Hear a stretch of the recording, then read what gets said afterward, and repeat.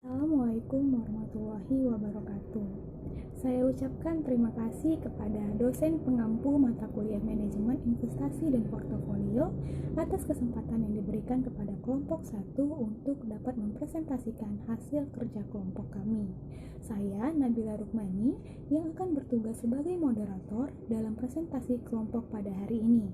Kelompok kami akan membahas mengenai risk and return dalam investasi. Saya tidak sendiri, di sini saya akan ditemani oleh 4 rekan saya yang bernama Eka Putri Maulida, Esi Agita Sembiring, Lita Situmorang, dan Yesi Raja Gugur yang akan mempresentasikan hasil kerja kelompok kami pada hari ini. Kepada rekan saya, dipersilahkan. Assalamualaikum warahmatullahi wabarakatuh. Nama saya Eka Putri Maulida Lubis, NPM 198330123. A. Konsepsi umum risk and return. Beberapa ungkapan yang lazim dikenal di dunia investasi, misalnya do not put all your eggs in one basket. Artinya, jangan letakkan semua telurmu dalam satu keranjang. High risk, high return. Artinya, semakin tinggi resiko, semakin tinggi juga tingkat pengembalian. Ungkapan-ungkapan tersebut merupakan penggambaran dari konsep risk and return dalam suatu kegiatan investasi. Dalam ilmu investasi, diasumsikan bahwa investor adalah makhluk yang rasional sehingga tidak akan menyukai ketidakpastian atau resiko. Sikap investor terhadap resiko akan sangat tergantung kepada preferensi investor tersebut. Investor yang lebih berani akan memilih resiko investasi yang lebih tinggi pula. Demikian sebaliknya, investor yang tidak mau menanggung resiko yang terlalu tinggi tentunya tidak akan bisa mengharapkan tingkat return yang terlalu tinggi. Sedangkan hubungan tingkat resiko dan return harapan merupakan hubungan yang bersifat searah dan linear. Artinya, semakin besar resiko suatu aset maka semakin besar pula harapannya. 1. Pemahaman konsep pengembalian atau return. Dapat dikatakan bahwa return merupakan tingkat pengembalian yang diperoleh atas investasi yang dilakukan. Sedangkan tingkat pengembalian yang diharapkan dalam investasi disebut dengan expected return. Selisih antara actual return dengan expected return disebut juga dengan abnormal return atau return tak terduga. Abnormal return bernilai positif. Artinya, return yang terjadi lebih besar daripada return yang diharapkan. Sedangkan abnormal return bernilai negatif, artinya return yang terjadi lebih kecil daripada return yang diharapkan. Sumber return investasi biasanya berupa yield dan capital gain, yang dapat dipahami dengan uraian sebagai berikut. 1. Yield. Yield adalah pendapatan yang diperoleh oleh investor secara rutin atau periodik. Misalnya, perusahaan yang berinvestasi pada obligasi, maka yieldnya adalah pembayaran bunga atau kupon obligasi yang akan diterima selama 3 bulan atau 6 bulan sekali, bahkan 1 tahun sekali. Atau jika berinvestasi dalam instrumen saham, maka yieldnya berupa dividen yang diperoleh 1 tahun sekali, tergantung pada kebijakan dividen perusahaan. 2. Capital gain. Capital gain adalah naik turunnya nilai investasi. Umumnya, instrumen investasi sekuritas. Contohnya, harga saham. Ketika saham dibeli dengan harga X per lembar, dan kemudian saham tersebut dijual dengan harga di atas X, maka ada selisih yang menjadi keuntungan investor. Namun juga sebaliknya, apabila dijual di bawah harga X, maka investor akan mengalami kerugian. Saya, Esi Agita Sembiring, NPM 198330125. 2. Pemahaman konsep risiko atau risk. Risiko adalah bentuk keadaan ketidakpastian tentang suatu keadaan yang akan terjadi di masa yang akan datang, sebagai akibat dari keputusan investasi yang diambil berdasarkan berbagai pertimbangan pada saat masa tersebut. Dalam konteks manajemen investasi, risiko merupakan penyimpangan atau perbedaan antara return yang diharapkan dengan return yang benar-benar diterima oleh investor, atau return aktual. Kenyataan yang ternyata tidak sesuai dengan apa yang diharapkan. Risiko merupakan sebuah konsekuensi yang sangat tidak menguntungkan dari sebuah investasi. Secara umum, Resiko dalam konsep keputusan investasi bisa digolongkan menjadi dua, yaitu A. Systematic risk atau resiko sistematis. Resiko sistematis adalah resiko yang bersifat makro, berhubungan dengan perubahan-perubahan yang terjadi secara keseluruhan di pasar secara umum, memberikan dampak di hampir seluruh perusahaan yang ada di pasar. Resiko sistematis bisa berakibat pada return investasi yang bisa berubah-ubah. Risiko sistematis ini cenderung sulit untuk dihindari.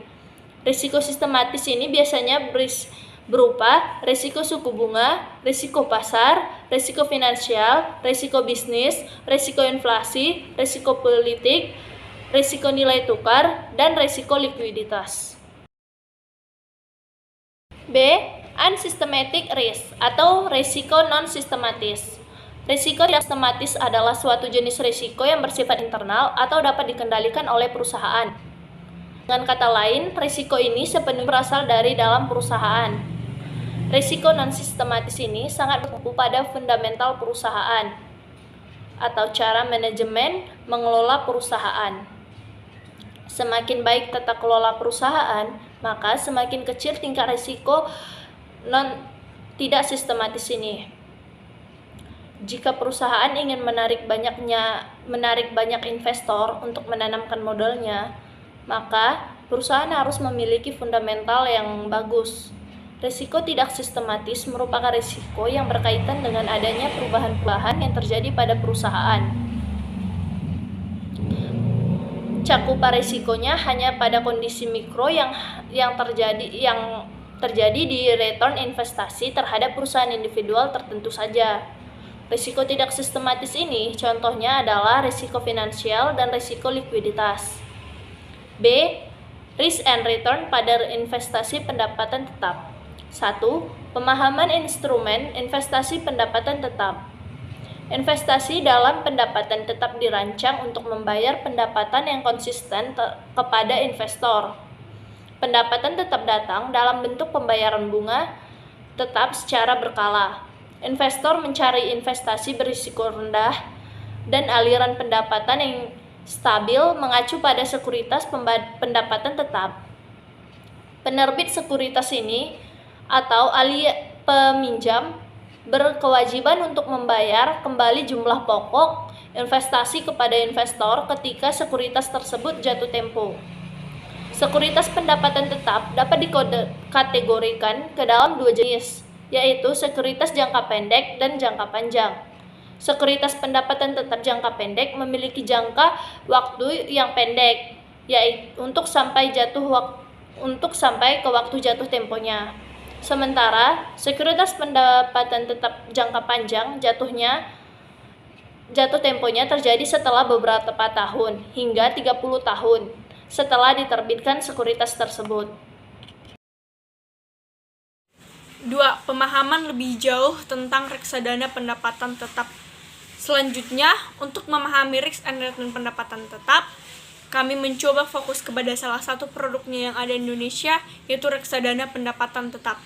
Jenis reksadana ini cukup mendapat perhatian bagi investor di tanah air, di mana tercatat per 31 Maret 2021, reksadana pendapatan tetap ini mendapat ranking kedua terbesar nilai aset bersihnya atau NAB dibanding dengan jenis reksadana lainnya, yaitu sebesar 139.129.438.667.000 rupiah dibanding total NAB keseluruhan reksadana yang tercatat di OJK, yaitu sebesar 565.580.588.077 rupiah atau sekitar 24,59% pada peringkat pertama, yaitu jenis reksadana Capital Project Fund atau 25,15% dan satu peringkat di bawah Fixed Income Fund yaitu Equity Fund atau 21,86%. Karakteristik khusus yang melekat pada reksadana pendapatan tetap ini diantaranya, yang pertama, bebas pajak obligasi. Karakteristik reksadana pendapatan tetap adalah bebasnya bunga obligasi dari pajak. Ini berarti keuntungan yang didapatkan tidak akan dipotong oleh pajak. Perlu diketahui, pajak penghasilan untuk bunga obligasi saat ini adalah 10%. Yang kedua, imbal hasil tidak tetap. Nilai reksadana bisa jatuh karena beberapa faktor, misalkan jika terjadi perubahan dalam kondisi ekonomi global atau nasional. Apabila tingkat suku bunga naik, maka nilai obligasi turun karena investor cenderung berburu instrumen pasar uang. Namun jika suku bunga turun, maka nilai obligasi biasanya akan naik. Yang ketiga, cocok untuk investasi jangka menengah. Pada jangka waktu 1-3 tahun, nilai aktiva bersih atau NAB reksadana pendapatan tetap tergolong stabil. Jika terjadi fluktuasi, nilainya tidak akan terlalu tinggi. Jadi bagi investor yang ingin melakukan investasi jangka menengah, jenis reksadana ini sangat cocok. Keuntungan reksadana pendapatan tetap. Ada sejumlah keuntungan yang bisa dinikmati saat memiliki reksadana pendapatan tetap, yaitu yang pertama, peningkatan diverifikasi dalam hal pengelolaan dana. Ini berarti bahwa reksadana yang ditanamkan investor disalurkan ke beberapa macam jenis instrumen investasi. Hal ini dapat mengurangi risiko yang ditanggung investor. Yang kedua, penyaluran dana bersifat liquid dan waktu pencairannya bersifat fleksibel. Pemegang reksadana bisa menjual reksadana dengan harga nilai aktiva bersih atau NAB pada hari sama saat reksadana dibeli. Yang ketiga, reksadana dikelola oleh manajer investasi yang resmi terdaftar dan diawasi oleh Otoritas Jasa Keuangan atau OJK. Yang keempat, kebijakan dan ketentuan dalam reksadana diatur oleh pemerintah sehingga uang yang diinvestasikan dijamin aman. Yang kelima, ada transparansi yang jelas. Semua perusahaan reksadana dan wajib melaporkan informasi kepada semua investor. Risk and return reksadana pendapatan tetap lebih tinggi daripada reksadana pasar uang, tetapi lebih rendah daripada reksadana saham. Istilah-istilah penting yang berkaitan dengan reksadana dan terkait tentang harga, jumlah dan kelolaan aktiva jual beli yang harus dipahami investor adalah sebagai berikut. Yang pertama, NAB atau nilai aktiva bersih. Yang kedua, unit atau penyertaan. Yang ketiga, NAB atau UP atau nilai aktiva bersih per unit penyertaan. Yang keempat, NAB dan return reksadana pendapatan tetap atau fixed income fund. Perkenalkan, nama saya Isyara Jaguku, NPM 198330133. Di sini saya akan menjelaskan mengenai mengukur kinerja risk and return pada investasi pendapatan tetap. Untuk mengukur kinerja risk and return pada investasi keuangan dengan pendapatan tetap difokuskan ke salah satu produk investasi yang ada di Indonesia, yaitu reksadana pendapatan tetap atau fixed income fund, yang merupakan salah satu jenis investasi pendapatan tetap yang diminati cukup banyak oleh investor di Indonesia. Sebagai ilustrasi, pengukuran kinerja risk and return dengan menggunakan 4 perangkat analisis, yaitu 7 jenis data yang diperoleh dari 2 jenis reksa yang pendapatan tetap yang terdaftar di OJK pada periode 10 tahun terakhir. Yang menjadi komponen pasar adalah IHSG untuk periode yang sama. Untuk data yang digunakan adalah NAB atau setiap akhir bulan. Metode pengukuran kinerja reksadana pendapatan tetap lainnya yang sering juga digunakan diantaranya adalah metode SAP, EROF, dan Sortino yang dikomparasi dengan IKBX atau Indonesia Government Bond Index untuk melihat apakah kinerja reksadana outperform atau underperform. Apabila kinerja reksadana melebihi kinerja benchmark, maka dinyatakan sebagai reksadana outperform. Namun jika kinerja reksadana di bawah kinerja benchmark, maka akan dinyatakan underperform. Studi kasus. Dari studi kasus judul jurnal yang kami dapat yaitu analisis risiko dan return saham dengan menggunakan metode CAPM untuk menentukan pilihan berinvestasi pada saham LQ45 di Bursa Efek Indonesia.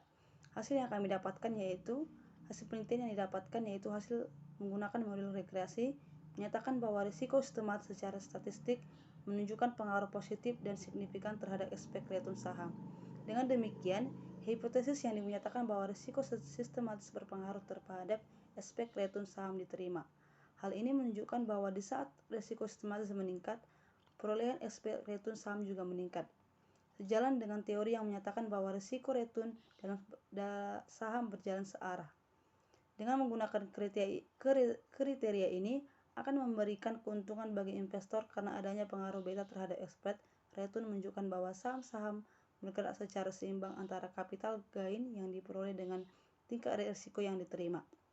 Hasil penelitian menggunakan perhitungan data indeks LQ45 SBI, harga saham tiap bulan, dan model rekreasi dalam kurun waktu Januari 2009 sampai dengan Desember 2013, serta penggunaan kriteria pemilihan saham terbaik menurut Johanntin tahun 2009, yakni dengan melihat nilai beta excess return dan risiko sistematis berpengaruh linier terhadap expect return saham. Dihasilkan 8 saham yang layak untuk diinvestasikan dari 22 sampel perusahaan. Saham yang layak tersebut adalah PT Astra International, PT Bank Mandiri Persero Tbk, PT Bank Negara Indonesia Tbk, PT Bank Rakyat Indonesia Persero Tbk, PT Indo Tambangnya Indah Tbk, PT Indo Sukses Makmur Tbk, PT Val Indonesia Tbk, dan PT United Traktor Tbk. Saham tersebut terpilih sebagai saham yang terbaik dan layak untuk diinvestasikan karena memiliki 3 unsur yang digunakan dalam kriteria dan model penelitian Johanntin, yakni nilai beta lebih besar dari 1, excess return bernilai positif atau nilai expect return adalah saham lebih besar dari nilai recruit returnnya, karena saham tersebut memberikan keuntungan lebih besar dari keuntungan minimumnya yang diperoleh dari saham tersebut, dan risiko sistematis beta dari sampel secara statistik berpengaruh signifikan terhadap expect return saham. Kesimpulan, instrumen keuangan pendapatan tetap meskipun merupakan jenis investasi finansial yang teraman dibandingkan jenis investasi yang lainnya pada pasar keuangan, namun tidak terlepas juga dari adanya resiko baik yang berupa resiko sistematis maupun resiko yang tidak sistematis. Dalam menentukan keputusan investasinya terkait dengan sekuritas pendapatan tetap ini, investor dapat mengukur kinerja risk and return instrumen keuangan pendapatan tetap untuk dapat memaksimalkan keuntungan dan menekankan resiko kerugian investasinya dengan menggunakan perangkat analisis yang lazim digunakan seperti risk adjustment return, Sharpe ratio, Trainer ratio, dan serta menggunakan perangkat analisis yang lazim digunakan seperti risk adjustment return serta perangkat-perangkat analisis lainnya. Keterbukaan informasi yang dirilis beberapa pihak ke ruang publik seperti dari OJK, Bank Indonesia, dan beberapa sumber data lainnya memungkinkan investor secara mandiri dapat menggunakan sumber-sumber data tersebut dalam mengukur kinerja investasinya.